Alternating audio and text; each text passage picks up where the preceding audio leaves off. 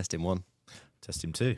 Testing 3. Testing 4. She's got it. Yeah, excellent, pro.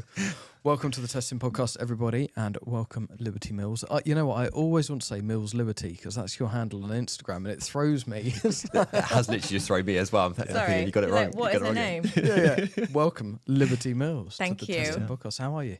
I'm good, thank you. Yeah. Bless you. You've had a very long journey to get here today, haven't you?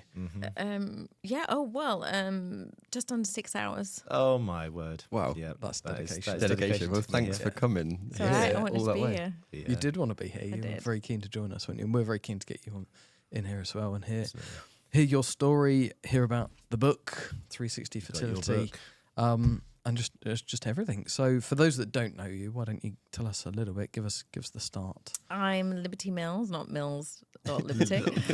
That's because somebody in Buffalo stole my original Instagram and wanted me to pay £1,000 to get it back. Oh, No way. So I just switched it the other way around, and this is my name. Yep. I am a glamma.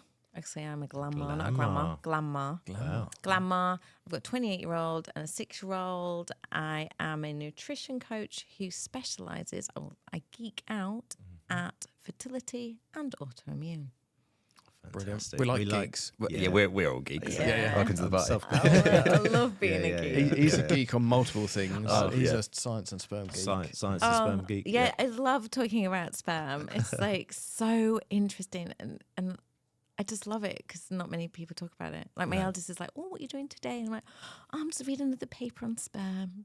And they're like, And she's like, "Wish I wouldn't have asked." Okay. Yeah. What does your eldest Run do? away.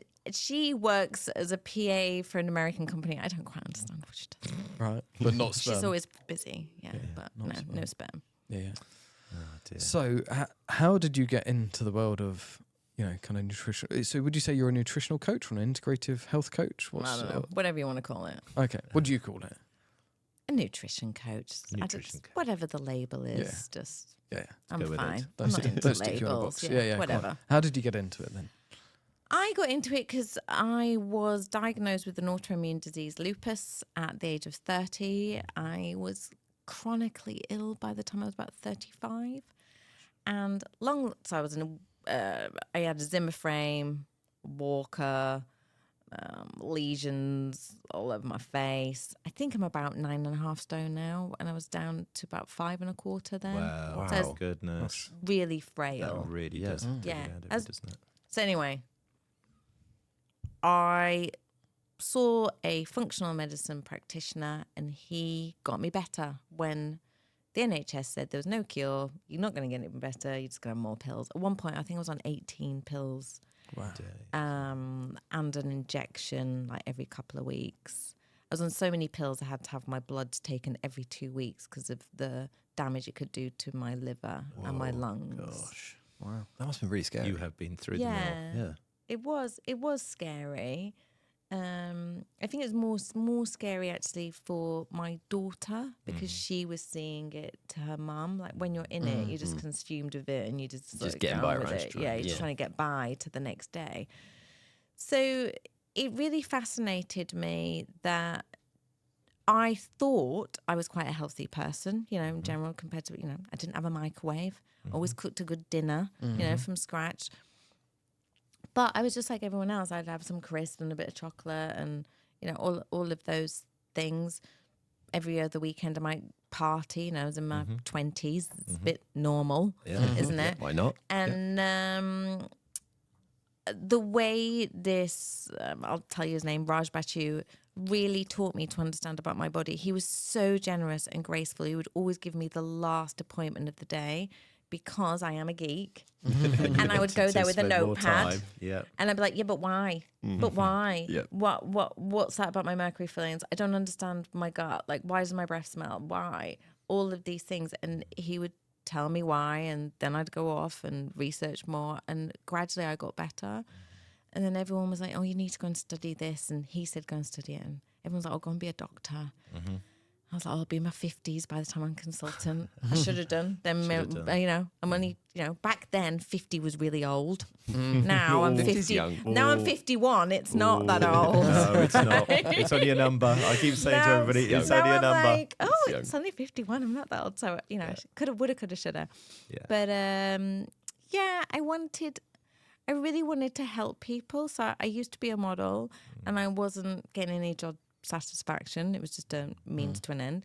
And so I went and studied nutrition, functional medicine, lifestyle, all of that kind of thing. And when I was studying, me and my partner decided that we wanted to extend the family because I already had a 19-year-old at the time. He hadn't had any other children. And because we met later on in life, as many people do. Yeah.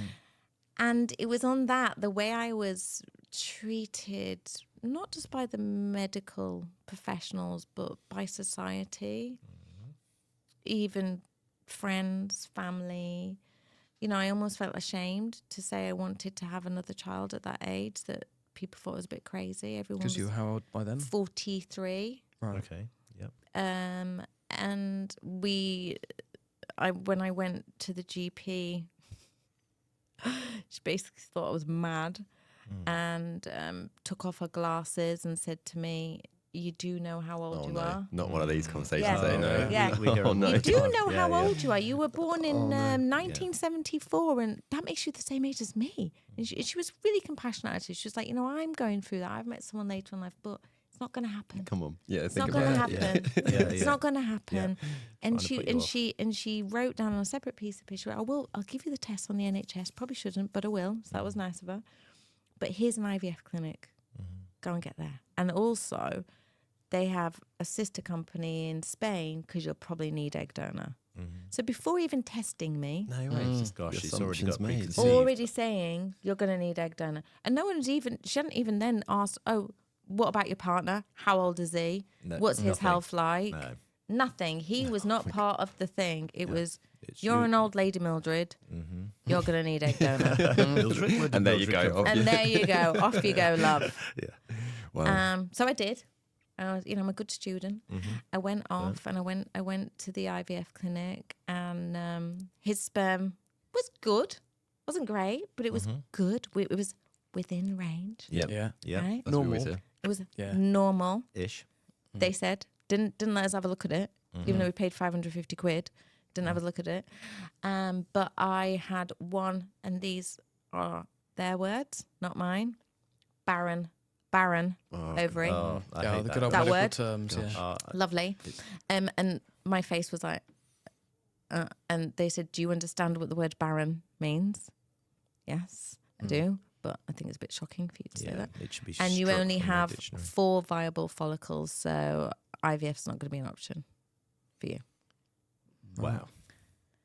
So I was walking out of there, I'll never forget, walking past John Lewis, saying, should we go for a coffee? You know, my partner wasn't really saying much because that's, he's never been a parent. It's like stripped from him. So no, we'll just go home. Yeah. And he sent me on a little trip to Whitby to have a bit of time for myself.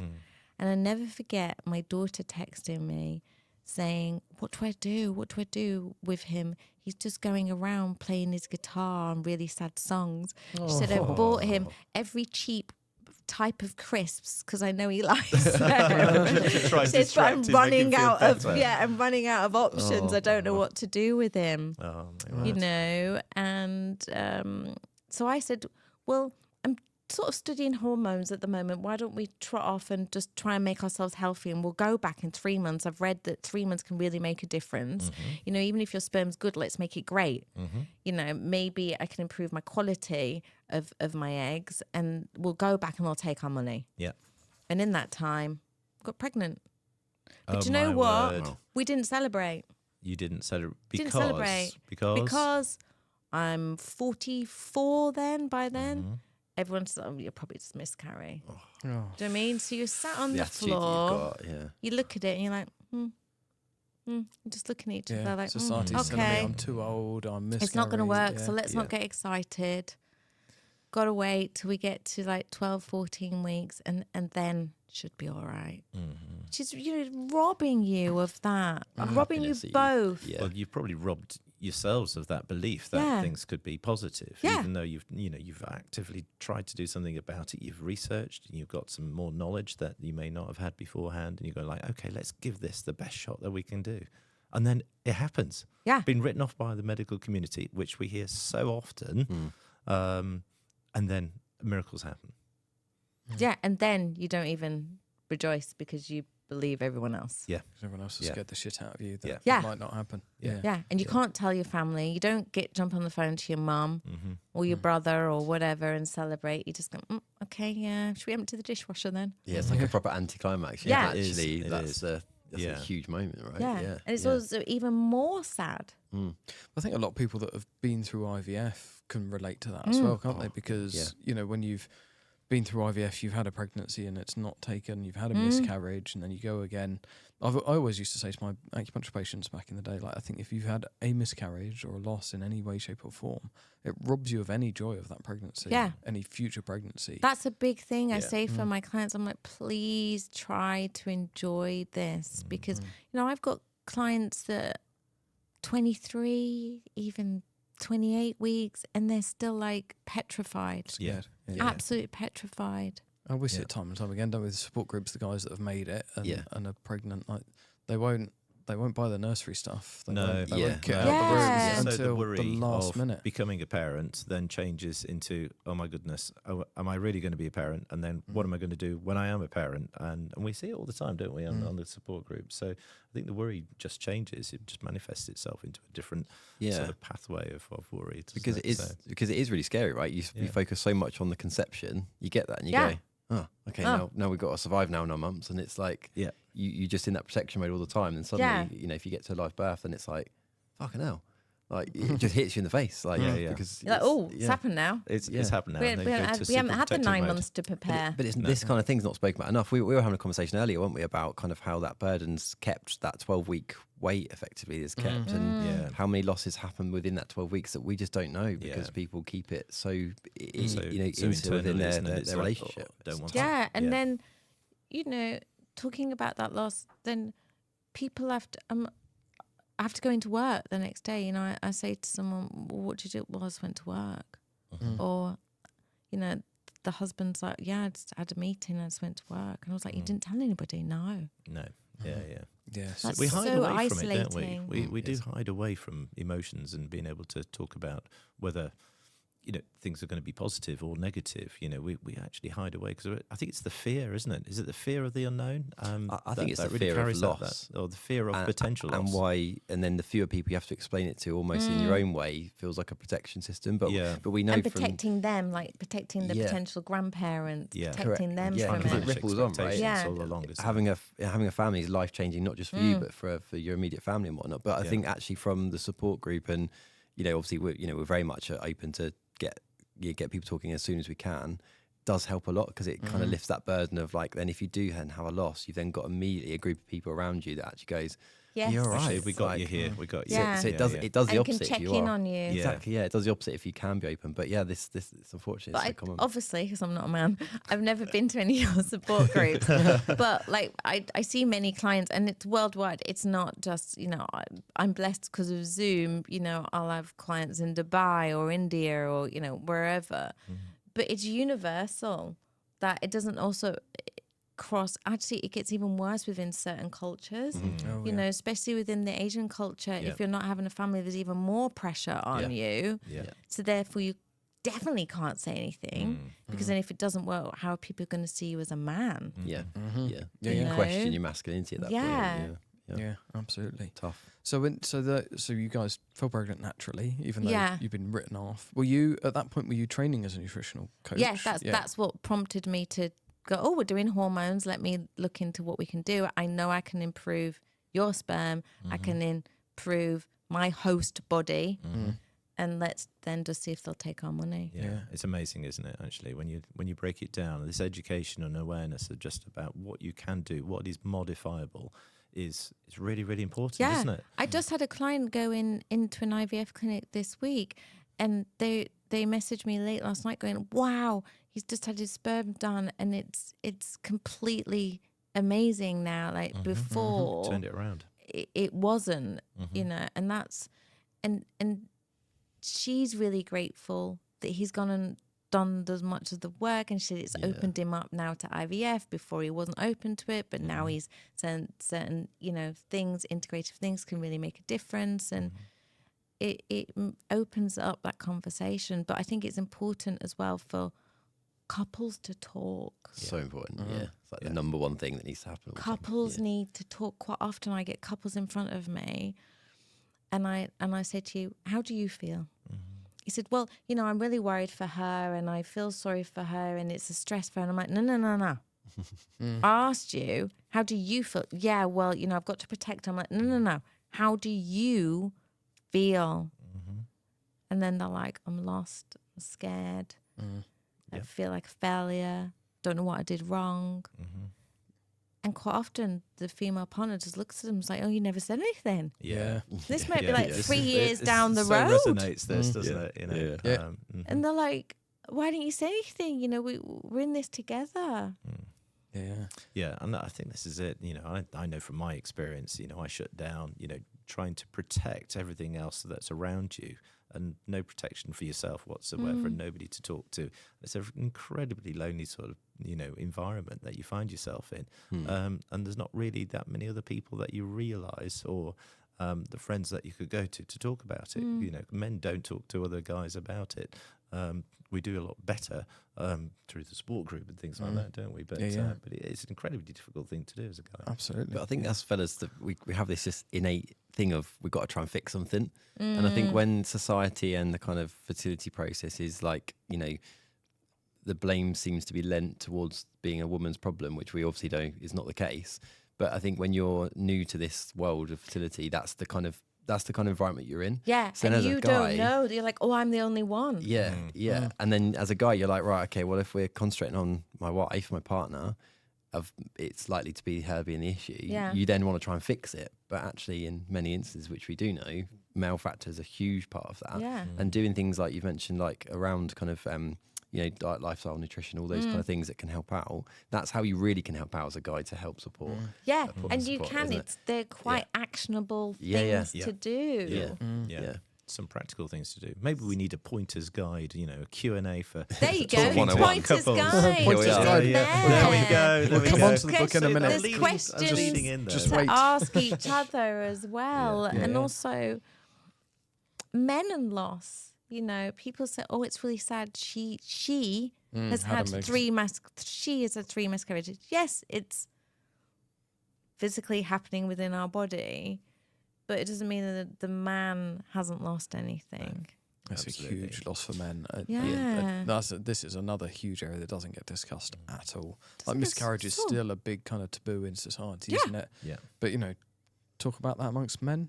No. Very little. No chance. No, and it does affect you. It does affect you. I know going through sort of our IVF program, you know, we had 2 embryos, viable embryos, which we thought was viable embryos up until day 5, and they didn't survive. But we still have those 2 still a loss embryos that we created together. There was living cells forming and developing and so forth up until that period of time. So, you know, that loss never goes away from me, even though we've not got a child at the end of it. So that feeling doesn't go away for guys. They just bury it, and we do need to talk about it a lot more than what we generally do.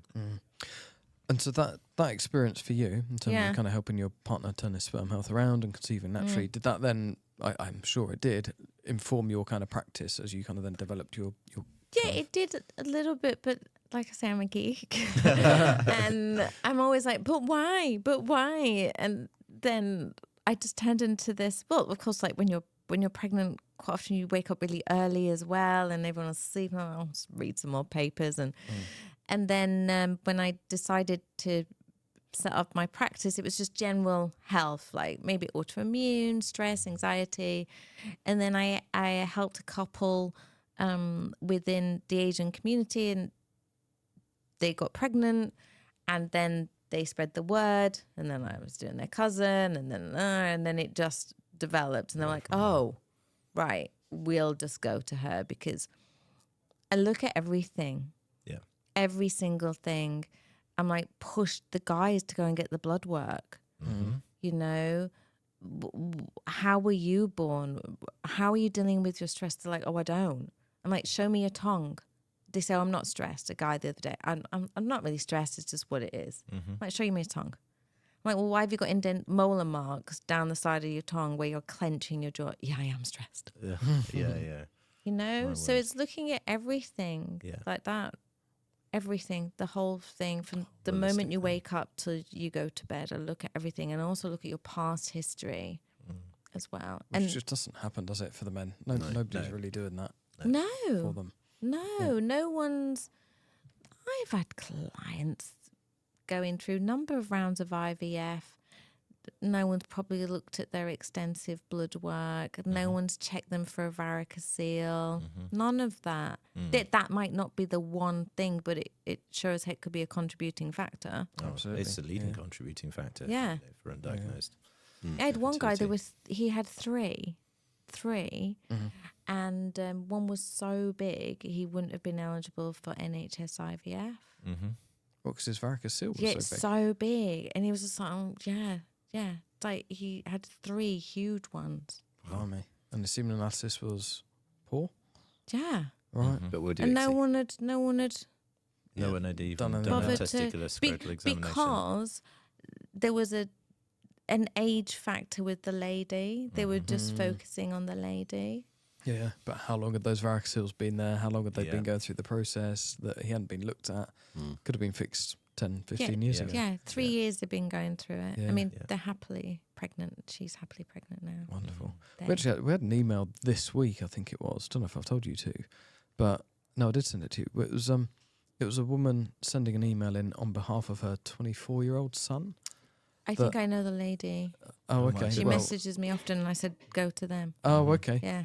But it was, well, thank you, because I was like, good God, like this is a woman who's messaging about her 24-year-old son just because he's got a varicocele and he's in pain. Yeah. Nothing to do with fertility. No. But it's like, bloody hell, this is amazing, because actually if we get him sorted and fixed, it's going to improve his testicular function, it's going to improve his testosterone levels, it's going to improve his fertility, even though he's not thinking about kids at 24 And his perhaps. pain levels. And his pain levels, levels so therefore his immediately. exercise and his well-being. And sleep. And long-term health. Yeah, his long-term health. And this is what I said So to this many woman. things, It's like, I'm so pleased that you found us and that you're reaching Yeah. out, and here's where to go, and yes, you should get it treated, and for all of these reasons. Like, Yeah. God, you know. I did a live on Instagram, and she messaged me, and I said, go there, go There we test go. him. Thank you very much. It's all right. But it just shows, doesn't it, how these conversations are reaching people. And like, so for that young man, like when he's 38 and trying to have a child, It's going to make a huge difference. it's going to be a huge difference. Massive. You know? Yeah. And your case in point, aren't you? Exactly. You know, Exactly that, yeah. You know, 6 Yeah, we years. fought on through 6 years, 2 rounds of IVF, multiple losses, and varicocele embolization fixed me in a natural pregnancy after. So, yeah. I didn't even know, but I was reading. This was 5 years ago. I was reading, and then I said to this one couple, they were on the waiting list for NHS IVF, and I was like, "Has anyone ever felt you? Have you ever been for any scans or anything?" Nope. Him did it. They were pregnant before they even had the first IVF appointment. Really? Yeah. And Really? also, and they were considering going down, paying for it privately, that financial pressure, all of those things. It's so important to get that investigation done. Yeah. We've got so many patients over the years, and we've been supporting the fertility show and seen lots and lots of patients over the years. And some of the conversations I've had with couples, just some of the basic things that you can sort of look for, and a testicular scrotal scan or a scrummage in the rummage. A scrummage in the No, rummage. what's scrummage I in the love rummage? He didn't get his own that. tagline right. Scrummage in the scrotum. The scrum in the Scrotum. scrotum. Scrotum. Rummage in the anyway, it doesn't matter. You know what I mean anyway. We've heard it on this podcast. But yeah, it's just one of the most basic things that you can do as a guy is go and get your testicles, go and get examined properly, And it reveals so many different things, you know. And if you have got something, even if it's a lump and a bump and it's not causing you any pain, go and get it investigated, because that could be something that does need treating. Yeah, before it causes you pain. Before it causes when it starts pain. causing you pain, it's got to the end of the end. Exactly. Right? That's when it's a real problem. Yeah. So start looking at things before. But the importance of varicocele sort of detection and doing something about it is really, really important, because it can affect your long-term health, even if you're not looking at conceiving right now. Quite literally life-changing. Literally can be there you go. life-saving. Yeah. So People. Yes. Go and get a feel up and get a scan. Get feel up. Proper feel up. Proper feel up. Feel up and a scan are two different things. Preferably from a medical person. Yes, indeed. And we know lots of those, so do DM us and we'll let you know. They can direct you in the right way. Yeah. But you talk about this whole approach, so that's why the book. That's why it's 360. And it's not. I'm quite.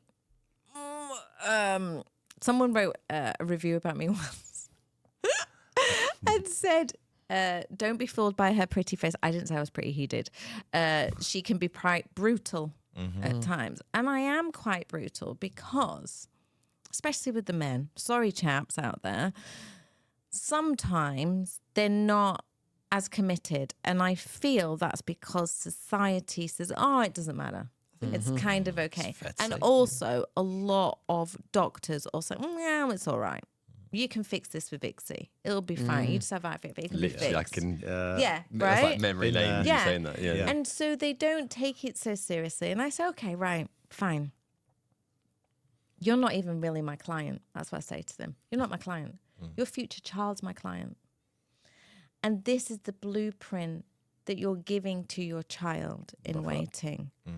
And I know full well you do for them what you won't do for yourself." And then they change. I love that. That's powerful. Then they change. Because quite often, it's fine, so-and-so, they got pregnant, they drink, they party, they do whatever. But we don't know if that child like me is going to end up with an autoimmune disease. You don't know if it's going to contribute to any kind of health issue that they might have, or mental health issue. But if you know that you can potentially protect them, you will. And as soon as I say that, then they'll stop drinking, they'll stop vaping, all of those things. Yeah. It's so powerful, though, isn't it? It's just almost taking a reflection of yourself and then thinking about the offspring that you may have and the protection that you would put towards them. Because it's but like, then you've got to take it back, haven't you? When you eat, you eat. Let me get this right. You eat what you eat. You eat what they have eaten, right? And it's the same. So if you're eating chicken, a battery farmed chicken egg. I love what you're about to say, because right? I've nerded on this for years. Yeah, exactly. That's what you're going to be interested. So, you'll get an organic carrot or a non-organic carrot, which is like a normal carrot, which shouldn't be called, it should just be called a chemical carrot. You're sucking in all that glyphosate, you're boiling away, you're eating all those chemicals, all the plastic that it's been wrapped in. It's the same. What you're giving to your child, because that's their ingredients. Yeah. And then that makes a difference. And it does make a difference. Like my second book is on autoimmune, and it a lot of my turning off or turning on certain signals in my body come from within the womb and come from my parents. That's how you get what is it, like transgenerational trauma and all of those things. Epigenetics. Epigenetics. Yeah. I saw a great program or sort of documentary movie thing years and years ago. So when I was an acupuncturist, I can't remember what it was called. Might have been the epigenetic revolution, but they studied this kind of principle of what impact has the parent's health had on the child, and in particular, it was actually during the war. Yeah, I know all about it. It's great papers on it as well. Yeah. But so the women that were being bombed and in war-torn zones and in the Blitz and whatever, the the level of anxiety and depression and mental health issues in their offspring was so much higher. And they were born after these events. They've done it within the Jewish community as well through the Holocaust. And the difference that's made. The work of Dr. Julie Vaughn in New York, she looks at this. It's absolutely brilliant. She wrote Anyone as well. She wrote a good book called The Spiritual Fertility Book. It's amazing. Sounds fascinating. I think it's like £12. But this is what Professor Richard Lee's talked about when we've done the endocrine disrupting chemicals episodes, is those chemicals come in and they affect how these switches are going on and off and how those switches are set. Well, it's now they've found microplastics in seminal fluid, haven't they? They have. And in follicular fluid as well, earlier on this year. Yeah. I mean, it's scary, isn't it? What we're now sort of know that what is going to have an impact on people's lives, and we're actually being able to sort of biochemically find it and then think about, my goodness, that is going to transfer into, you know, your future offspring potentially. So and potentially affect their fertility. But I like what you said about the fellow, kind of like what you would do for your child in the future is like, let's say you fast forward time, you've been successful, had a baby, you would do everything you can and feed that child as best as you can, etc., etc. So like you'll feed your children before you feed yourself. But sort of rewind the clock when you're trying for children, that you can actually have an effect on your future child by doing these things now. For men, that's such a big alarm bell, isn't it? To actually go, do you know what, I need to do something. But you know, I mean, we're still at the level of just men understanding that they have any impact on fertility and conception and miscarriage. Yeah, it is at all. Yeah. Because society is still saying, well, it's a woman's problem. We'll do also the medical professionals. Yeah, absolutely. And you trust your doctor, right? So if your doctor says, "Oh, it's fine," I don't. But in general, no, I do. Actually. I do some of them. Right. You know, if they're telling you, they go, "But the doctor said it was fine." Yeah, just like your doctor that said that here's some information about donor eggs. Just like that. Take your age, just like that. Just completely discriminate your age. Incredible. The book. Let's talk about the book. So I think we met at the fertility show this year, and you gave me a copy of the book, and I went home and read it, and I think within like 2 pages, the men get a mention. They do. I was like, fucking get in. This woman's right. I will continue reading this book from here on out. Yeah. Because there was another one that's on the shelf. I've taken it off the shelf because you were coming in, and I'm not going to put it back up. Called It Starts With an Egg. I respect that the person wrote that book, and it is way up the charts in Amazon than my book is, and it's the one that everyone goes to. But my pitch to my agent and then my publishers was that fails, and you can tell I've got really loud now. It fails at the title. It fails at the title. It excludes men. Men are part of this journey, and it does not just start with the bloody egg, because if it did, we wouldn't need sperm, and then we wouldn't be having this conversation. We wouldn't be around this passion here. I love this passion. I'm very sorry to mention the book. No, but you know, it's great for the vitamins and everything, but it also doesn't talk about the stress. You know, my partner went on antidepressants because he thought he was never going to be able to have a child. And then me looking at all the ingredients of the antidepressants, and I was like, do you know that can affect your sperm? So we're going to have to get a a counsellor, because I know you need help, but you can't have that because you know, that's not going to help. It's not helping us. But no one in any of these fertility books, no one was talking about how it affects your sex life. No one's talk about that. No one was how it affects your relationship to your own body. You know, many people then will go and self-sabotage, eat loads of rubbish because they just want to fill a hole, because, you know, they might not, you know, what you expect from life has been stolen from you. And no one talks about that. But that's what's so good about this book, is that the men are a constant throughout the conversation in this book. It's not, we'll do a little chapter on blokes, don't smoke, don't drink, you know, that's it, you know, and don't worry, the ICSI will fix it. The male fertility bit is a narrative all the way through this, which is absolutely fantastic. Why was that so important to you? My clients.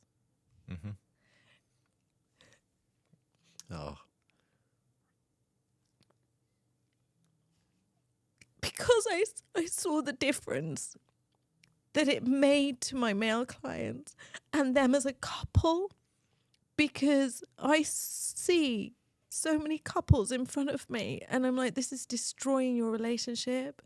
and you really love each other, and I want you to be a family at the end of this.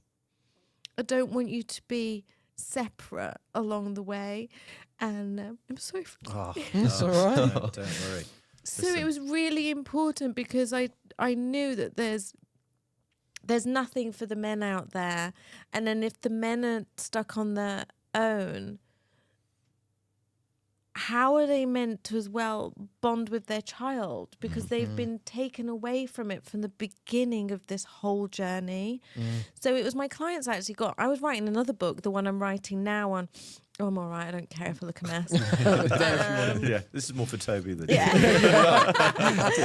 I was writing another book on autoimmune that a doctor had told me to write, and then it was my clients were like, you know, you're quite costly to work with, and you need to get this work out there. And they were like, why don't you just write a book? And I was like, yeah, everyone can afford $16.99, and what happens if we get it into libraries and they can have it for free? Because there's loads of things you can do that don't cost. You know, if you're stopped drinking, you stop smoking, you've got rid of your Tupperware, and you're using, like I use nut butter jars to put in my food and stuff like that, you can save a lot of money to then put in elsewhere.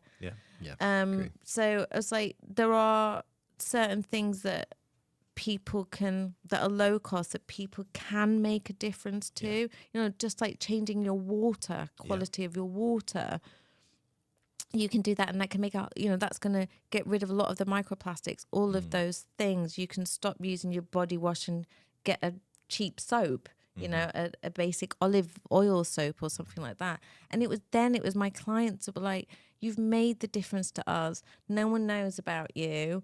We need you to get that work out there. And my clients a lot of them are in my book. Yeah. They said, can we be in? Oh, awesome. Can we, you know, please, can we tell people how it helped us? Yeah.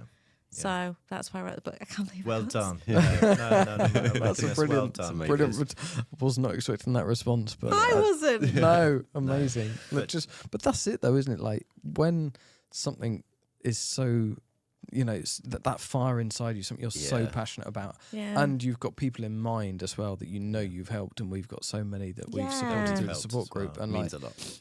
Every single message we get where it's positive, and here's our son. Yeah, we've got one guy in the support group. We all know who we're talking about. We're getting like weekly video updates. So, like, here we are. We're at the park today. We're doing this. We're doing that. It's like, my God. Yeah. It's just phenomenal and so it really is. He just wants us to be part of his family, because we've been instrumental in helping him have a family, have the family that he's got. That's beautiful. And, you know, isn't that good? Mega. And that circle just gets bigger and bigger and bigger, doesn't it? And you know, the more that we can do to help people, the better. We're there for everyone, right? For everybody, so. And so, how do men respond to you when they are they dragged along by their partner? Like, we're going to this coach, come along, because that's normally the narrative. Here we go a lot of men, especially my foreign men, like especially in like the Far East, and my American men, they don't want to come. And quite often I say, okay, right, I'll give you a free session, and then if you want to come along after that, you come along, but you have to do the work. I've fired couples. I've fired in the last 6 years. I've fired 3 couples. Oh, fantastic! One couple came back. They were like, "You were right. We weren't taking it seriously." Because if you don't go and get your sperm tested, and you take 6 to 8 weeks to do that, you're not my kind of couple. Because I need people. Because I don't have PR. I don't have press. It's all word of mouth, right? So if I help you and it makes a positive difference, you're going to tell somebody. But if you're not going to do the work, I can't help you. Yep. I had a couple of patients like that back in my acupuncture days. Yeah. It's like, okay, you know, you're paying quite a lot of money to come and see me. Do you want to do this, or do you not want to do it? Because ultimately, and men don't go to acupuncture. They're like, oh, what? Can I help men as well? Yeah. I'm like, yeah. We had that exact question actually at our we did an event a couple of weeks ago. We did, didn't we? Yeah, and that question came up: does acupuncture help fertility, male fertility?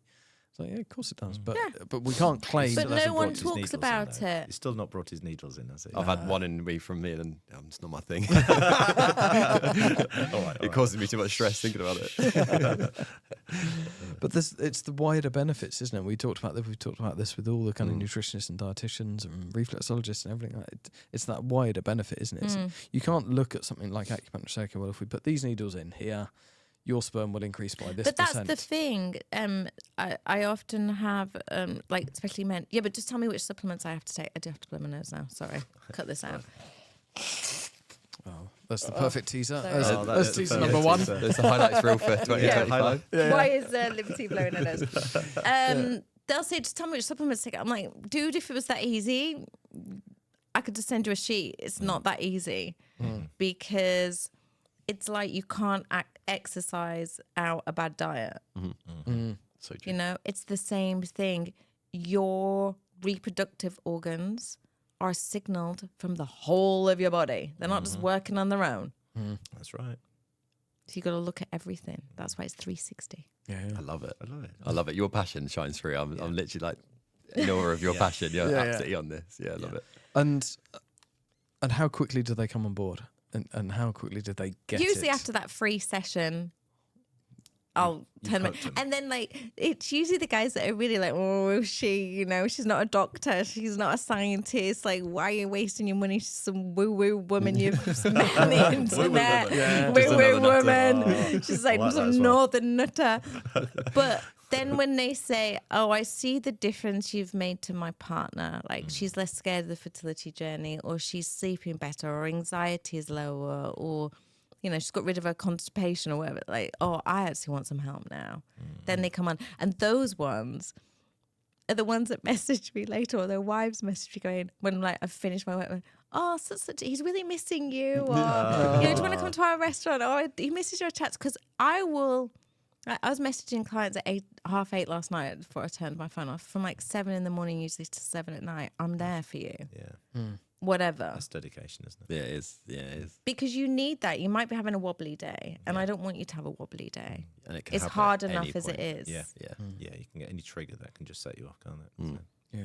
What are the common themes that come up that you find yourself like, oh, here we go again? Sex. Well, that should be a fairly common No, theme, but right? those people aren't doing it. They're Yeah, just yeah. having sex around that window. Yeah, so Yeah. common. And then the guy's doing nothing between that window Yeah, as well. nothing. Yeah. Nothing. This is going to lead to the double wine Nothing. conversation. Double. we knew you were leading up to it. It was coming. It was We're coming. all excited about this, yeah, aren't we? yeah. No, but they're not. So in my book, I even have like a week. I can't remember which week it is. I need to reread my own book. Where there's a ban on sex in the bedroom. Oh, I remember that. Yeah, yes. you remember. You remember that Well, bit. now you There say it. should Yeah, never yeah. be a ban That's on when sex Ian stopped in reading the No, it. so you can have sex, but Not you're in the not in the bedroom. bedroom. So then all you're thinking about is having sex, right? so He's like, I'll bring I'm that thinking into about sex our house. already now. He's still you know. working this one out. Yeah. Start again. Oh, they So- both haven't got it. You Come haven't on, you got it two. right. Open So your adventurous minds. You can have sex in the kitchen, the hallway. see. I don't know, down the park. I don't know. That might be illegal. But That's illegal. We'll put a caveat on that. But, you Go know, down the Yeah. man don't shed. get caught. Don't get caught. Don't get caught. But it's become really mundane. People therefore don't feel sexual about themselves or sensual. It creates a distance Barrier. within Yeah. the couple. Then you're not going to feel great within the sex as well. You're just having sex for It's sex functional, sake. yeah. It's Yeah, yeah, functional. And it does create a barrier, and then it's like your whole life and has been taken over by this fertility journey, even your sex life. So I'm like, okay, it's the window this week of the blue lights are all flashing, but you can't have sex in the bedroom, and you definitely can't have sex at night when you're both knackered. I love that rule though. That's I love get why. it. 'cause- And 'cause then I they remember- come back the next week, they're like, oh, it's really good, and we had a Yeah. nice time, and Yeah, no. that's so important because I remember the ovulation stick. Right, I'm going to pee on the ovulation stick. Right, come on, now. Right, and the pressure that right. goes in your brain, Yeah, isn't yeah. it? You know, so you do need like date night. You know, or you still do date nights. Yeah, you know. date nights. Yeah, we I used to have have date date night nights. in Yeah. the book. It's Excellent. a £10 date night. £10 £10 date because night. everyone tries to be a bit flat, or I took it here or took it there because we're having this IVF or we're struggling with fertility. I'm like, no. Strip it back. £10. You have to use your imagination. Have you heard of the A to Z date night? No, So there's a couple of my clients that did this. let's bring it on. Yeah, so they would take it in turns. So, I would start, with my partner date night. Something begin with with A. A. So like apple bobbing. I thought apple pie. Apple bobbing. Apple bobbing, apple pie. And then my okay. partner would have done the next month's of B. Bingo or bowling or whatever. I love that. So yeah, Also, start cool. doing things like that. Yeah. Z the zoo. Yeah. D for dogging. You just got to bring Maybe it not. back into that. What? It's come from the park. But I think that's important to bring back that bit of that fun. youthfulness. And also, and I don't know, I'm not, a scientist in this, but also I wonder what happens in the body if you turn that sexual reproductive thing off in the head. What's that actually signaling to your body? What do you mean? Sort of When like you're your just attractive having hormones. sex, Instead of exciting. you're not having sex. You're just having sex because it's got to be done. Like, you're just shoving some food in your mouth and It's you're on the not agenda. enjoying it. It's Got on to the sort agenda. it It's out. like Yeah, washing tick up. box. Yeah. I wonder what that signals to your reproductive organs. Yeah, I wonder if there's like an actual benefit for your sperm. There That's what I was must be. thinking. Yeah, there like, must I don't be. know. Please find someone to But this give is like us. this is like the psychosexual side of things, isn't Yeah. it? Really, when you sort of meet somebody for the first time and you're so attracted to them, Yeah. you're like, oh my god, Yeah. Yeah. that energy that you have inside you and all the rest of that must have a massive impact on Yeah. your sexuality and your libido and everything else. Yeah, But because that's that kind of like mammal state that we are, Yes, aren't that's we? what I was We're- thinking about. yeah. But that's true of like guys when they produce a sample, right? If you're in a noisy disabled toilet with some dog-eared magazines and nurses chatting outside, Or a nurse whapped in the gut. My partner was like, she just kept going. What? She Are you kept done saying, yet? "Are you done yet?" And he was texting me saying he was actually misdiagnosed, but when we were on our fertility journey with OCD, but it was actually ADHD. But and within that some OCD. But he was like, Liberty, it's really dirty in here and there's only one chair and there's no wipes or anything. And he was like, I don't know where to sit. And I was going, well, just stand. He was like, but the woman keeps knocking on the door. And I was like, and he said, you've got to hurry up. And I was like, well, I don't know. I was like, who do you fancy the most on the telly? Just think of her. And he was like, and he's only got magazines and they're all stuck together. yeah, this is the reality. Yeah. So therefore, like you say, the psychosexual element, like Is turned off. It's turned off. It's so absolutely in terms turned of your off, so- sperm quality and how What's much that going to be produce, like? Yeah, Yeah. it's going to be crap. Can we discuss the double wank? Let's discuss the double wank. Let's do This it. Go was on. an off-camera conversation explain. before we hit Yeah, record. you explain. I don't want to explain. Well, you brought it up. You're our guest and you brought it you up. clearly read the paper, right? But it shouldn't be a phenomena. It should not be a phenomena. I think everybody knows in the medical industry. There now, we go. You I- bring some I- calm into I'll the bring some conversation. science and Biomedical calm. scientist. Science and calm. So if you look at the sort of soup that our sperm are swimming in, there is all sorts of things in there. If men hold it back for a couple of days, Which they're told to. which they're told to, but if it's beyond 3-5 days, if it could be a week, it could be 2 weeks, and everything else, there's going to be all sorts of horrible things that's in there that shouldn't be in there. And what we need to do is clear that first pass of the ejaculate, so that the sperm that are left in the epididymis and everything else have got a clear path. So often the double wank is about getting rid of the clearing out the pipes, The shit and then juice, as Rod used to call It's it. like get rid of that, and then you've got a good sample to There actually you perform go. with. So And there is there is good science behind it, because I Yes. got slated talking about this on another podcast. They were like, "That's rubbish." I was like, "There's science. Here's a link to the paper. Go and read it." Yeah. Yeah, but, But you'd need double stimulation as well, though. Double the amount. And this happens obviously in a short window. So I'm assuming then obviously your numbers will be lower. Isn't but it obviously 1 to what's 3 better- hours? 1 to 3 hours. yeah, it can be. It can be. It If can there's be high in sort DNA of 10 minutes, fragmentation. actually, in some, Oh, of the, okay. some of the hospitals that I've been to, that I know of, they would recommend just do a quick one, get that out of the way, and then try and give us another sample. Don't worry about the volume. Oh, amazing. So, there's So even if you felt uncomfortable, say you were at an IVF, or even just doing the sample, but an IVF, I was just thinking a couple that's going to do it now today. Do it home, jump on the tube, go to your appointment, do it there. That's a perfect Sorted. phenomenon. That is perfect. That is, There you know, go. yeah. Or even if at home, you could do it at home as well. I mean, I'm just thinking natural fertility. Do it at home. Yeah, could do. Yeah, absolutely. Do what you want with it, and Yeah. then do the next one. Bit of playtime and then go for it. Yeah.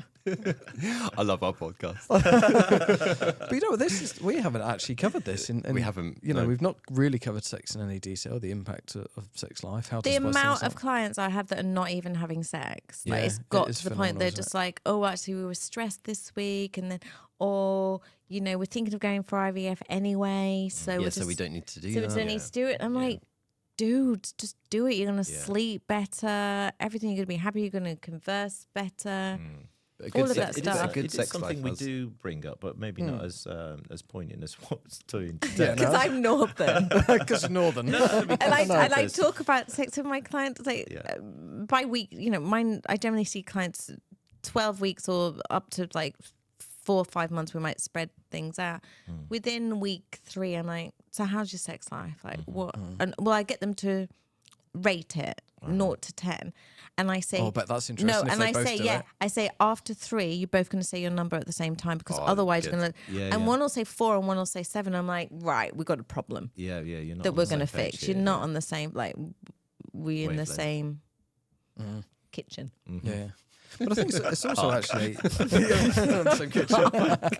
Then you Not say, the same go park, and sort all yourselves out, then come back. You go, right, we'll find that. No, but I think it's important Yeah, to talk absolutely. about that. Yeah, But it's it also is, that yeah. conversation around masturbation, isn't it? It's like, again, such shame around masturbation. But for men, in terms of their sperm health, if they're not having sex regularly, Yeah.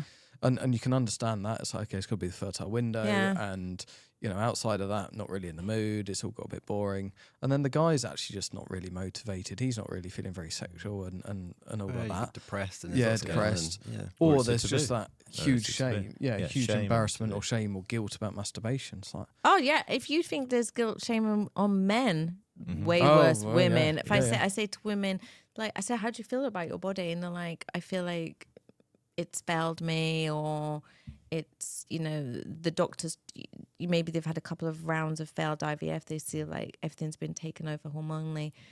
We're not having sex. I'm like, do you masturbate? And they're like, no, I don't really like my body anymore. I'm like, okay, we've got to start Very masturbating. sad, though, isn't it? Yeah. and the female orgasm in terms of actually conception, the female orgasm is there for a reason. You know, it helps in terms of the uterus kind of contract and Yeah, pull sucking it all up. Exactly, pull Yep. the sperm up. That's Yep. what it's Yeah. there for. Yeah. But how many women actually orgasm during sex? It's pretty low. Well, I don't necessarily think it's important, Ian.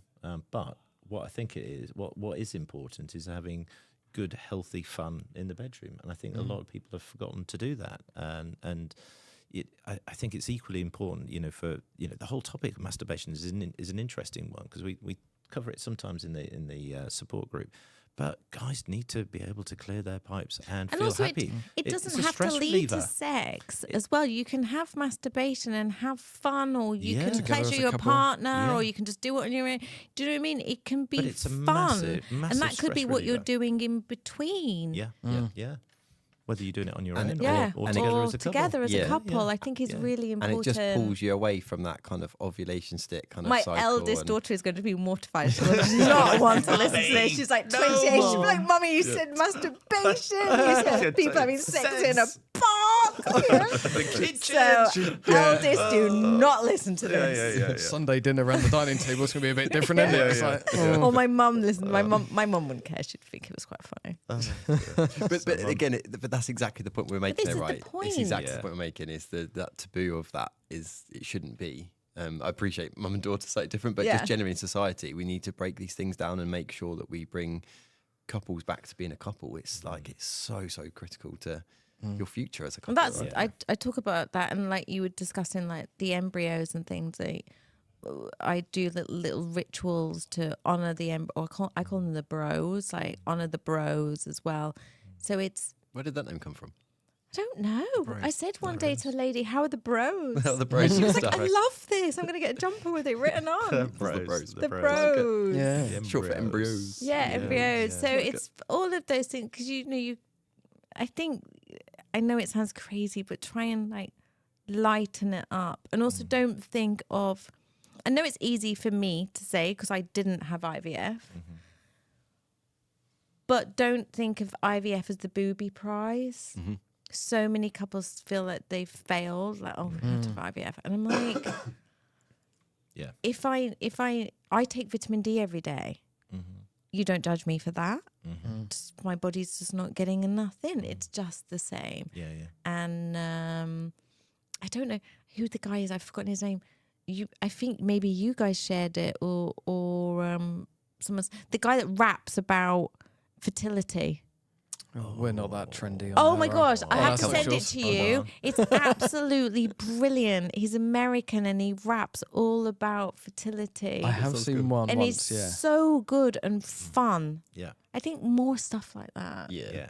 But that's what kind of we're trying to be about as well. You know, as much as we've got a very serious agenda as a company at Test In, but we have a motto here that we do just wing it. Is because we want to make sure we make things Keep it fun and lighthearted. lighthearted. Yeah, there's nothing ever scripted, is there, on the sport group Yeah, or we here just- or anywhere else like just that? so We're just important. interested in, good quality. Do you go into schools?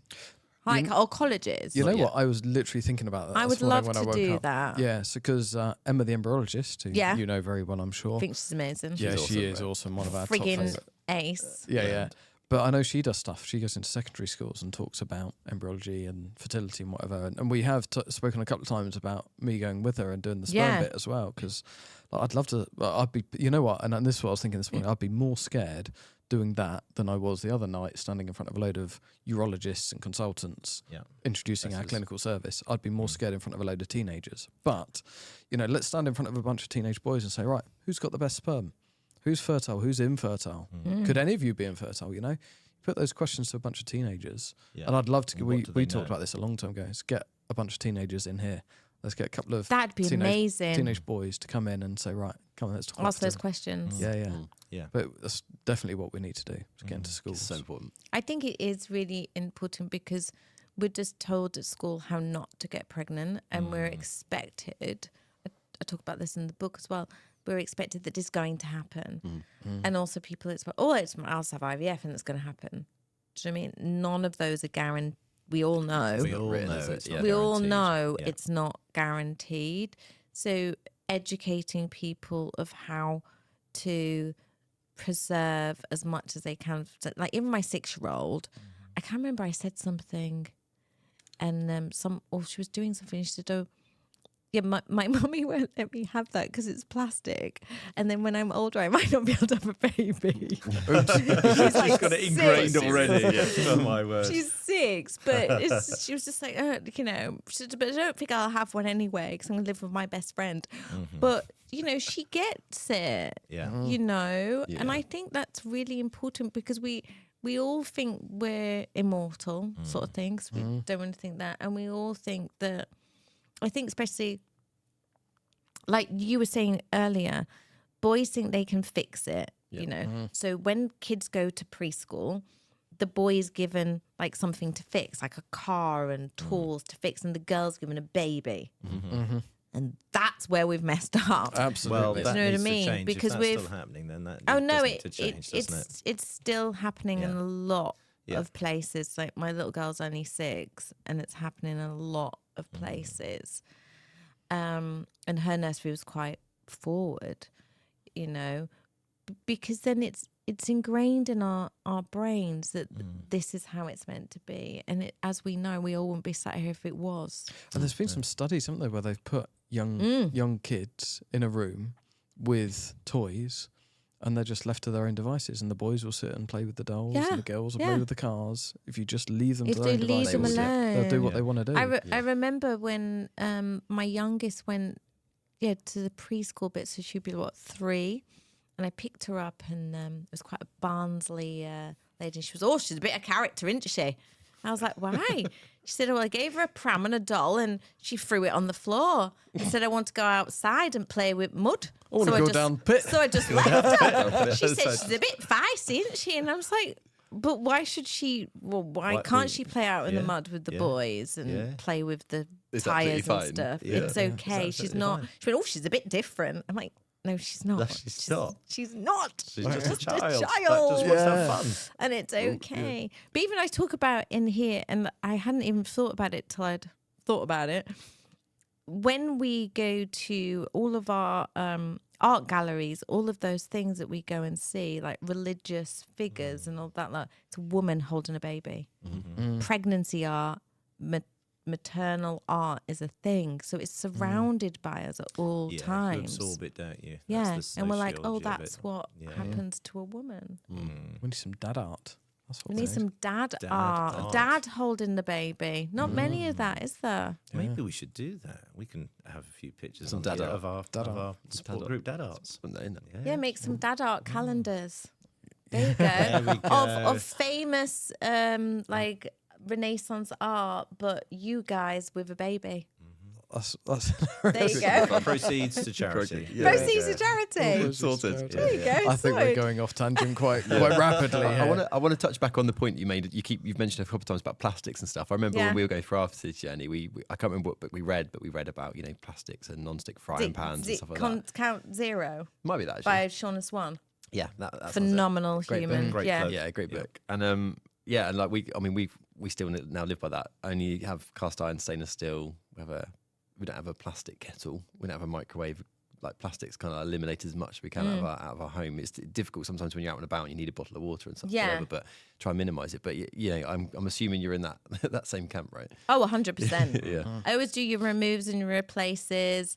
So your water filter, your shower filter. Just think, we're naked in the shower and you're absorbing. Your pores are Through open. heat, yeah. You're absorbing all of that chemical water. Then you're using one of those plastic scrubby things. Then you're using your body wash, the lavas with all those phthalates and stuff going into your skin, especially in your genital area as well. It's just mental that we do it when you think about it. So don't become overly obsessive, but remove and replace where you can, because like you say, there are many options for you to do. And also it is important about chemicals. I was working with a client and he had second worst sperm I've seen.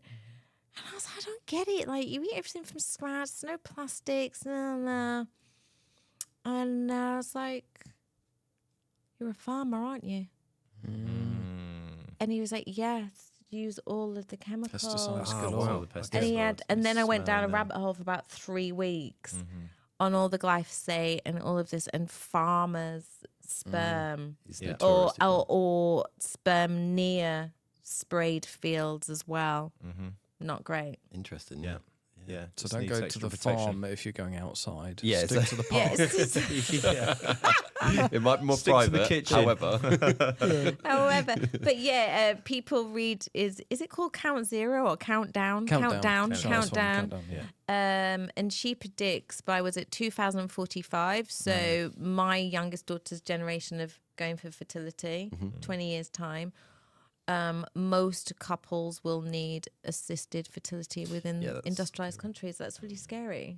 There's something that was said on another podcast and in another book that we've talked about, where we're potentially, the next generation may be one of the last generations that can conceive naturally. Yeah. That's the sort of direction we're going. What book is that? It's by Sarah Jameson, who developed Cool Beans underwear. Oh, right. And she's written a book, and she's I would love to read that. Yeah. I'm wearing seaweed underwear today. Seaweed underwear. Yeah. Seaweed underwear. Wow. Moisture wickings, cooling, no plastics in it. Wow. Apart from the top bit, but that's not anywhere. So your pants Made don't from fall seaweed. down. Yeah. These are the ones, Cool Beans underwear. Okay. Have we not? No. Bamboo. Bamboo. Bamboo. Let's talk about these guys. Little pouch for the testicles. Cool. I love it. Yeah, we'll show you a bit more afterwards. But yeah. But that's Sarah who's written the book. Oh, amazing. Yeah, but all around testicular heat, men sitting for too long, working in hot environments. Men having the laptops on the Phones in pocket. phones in your pocket. Yeah, all the usuals. All of that stuff. Yeah. I think we might have to get you back another time, Liberty, because we've I covered might, so much. I might stay in London the night before and I have 6 hours to get here and bless be you. a sweaty mess when I arrive. No, but this has been a brilliant conversation, and I absolutely loved it. Yeah.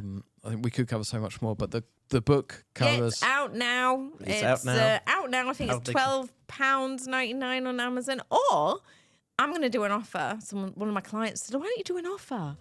I'm going to do it £10 and you can have it signed, because I think sometimes I'll go halves with you on the postage because it's £5.40 to post to make sure you actually get it. So I'll go halves with them. So it's £10 and my maths is terrible. Like 12.75. There you go. So it's still 20p cheaper than Amazon. You'll get it signed, or I'll dedicate it to someone and write a little message, because sometimes you might be listening to this like that lady and not know what to say to your son or your son-in-law or your brother or your best mate. And this is like, I hear you without making it awkward and opening up that conversation. Yeah, nice. Brilliant. How do people get that offer then? How do they find just you? DM me on Instagram at mills.liberty. Mills.liberty. Or find my website, which is a bit annoying, Integrative Liberty. Integrative Liberty. I don't know why I just didn't call it Liberty Mills. I was being a bit clever, but a bit silly because no one can remember it, and I'm stuck with it. Yeah.